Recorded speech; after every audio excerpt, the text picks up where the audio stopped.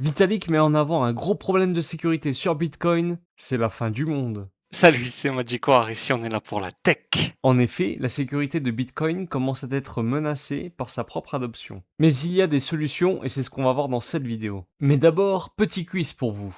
Pour rappel, le réseau Bitcoin a été lancé en 2009, soit il y a bientôt 16 ans. Selon vous, combien de calculs a effectué le réseau Bitcoin depuis 2009 dans son intégralité? Réponse A, 1 million. Réponse B, 75 quintillions. Réponse C, 79 octillions. Réponse D, 0. Donnez-moi votre réponse honnête en commentaire et abonnez-vous. La bonne réponse était 79 octillions. C'est absolument titanesque, c'est 100 millions de fois le nombre de grains de sable sur Terre. Si tu avais 1 million de fois le PIB mondial, il te faudrait un siècle pour être fauché. Admettons que tu aies un marteau pour casser une protection cryptographique. Avec un bit de sécurité, il faut 2 coups de marteau.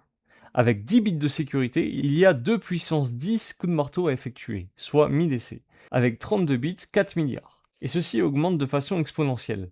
Actuellement, l'intégralité des calculs effectués sur Bitcoin sont de 2 puissance 96, soit nos 79 octillions de calcul, qui est la puissance nécessaire pour casser 96 bits de sécurité. Mais Bitcoin possède une sécurité de 128 bits, soit une puissance de calcul estimée atteinte en 2050 ou 2060. En soi, ce n'est pas si grave, car à cette période, il faudra qu'un acteur bénéficie de l'intégralité de la puissance de calcul, mais ce sera un problème majeur à régler par la suite. Depuis un moment déjà, Vitalik insiste sur le fait qu'il faille augmenter la sécurité sur Bitcoin. En effet, si l'intégralité du minage a effectué 2 puissance 96 H, soit nos 79 octillions de calcul, et que nous ne sommes pas loin d'atteindre les 2 puissance 128, il serait temps de s'attaquer à ce problème.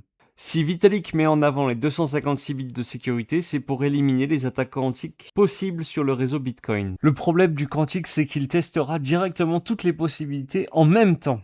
Un peu comme un éclair, là où toutes ses branches partent dans diverses directions en même temps avant de toucher le sol.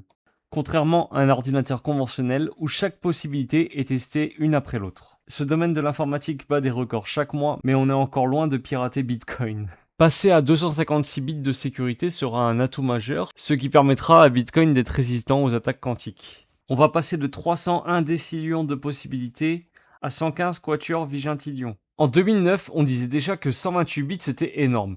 On considérait qu'un niveau militaire acceptable en chiffrement était de 80 bits. Mais avec l'évolution technologique, 128 bits commence à être dépassé. En 2009, choisir 128 bits, c'était comme mettre une porte blindée d'une banque sur une cabane en bois. Aujourd'hui, la cabane est devenue Fornox et la porte blindée commence à rouiller. Mais cette difficulté n'est qu'un report dans le temps. En prenant en compte la croissance du hashrate de Bitcoin ainsi que la puissance de calcul des ordinateurs qui augmente chaque année, le seuil des 256 bits de sécurité serait atteint d'ici 2080 environ. D'ici là, on trouvera un autre moyen pour sécuriser les données et pourquoi pas monter à du 448 bits ou même du 520 bits. En parallèle, je vous réfère au thread de Cybertext qui parle de la prouesse informatique que vient de réaliser Bitcoin là-dessus. Et n'oubliez pas qu'on est là pour la tech.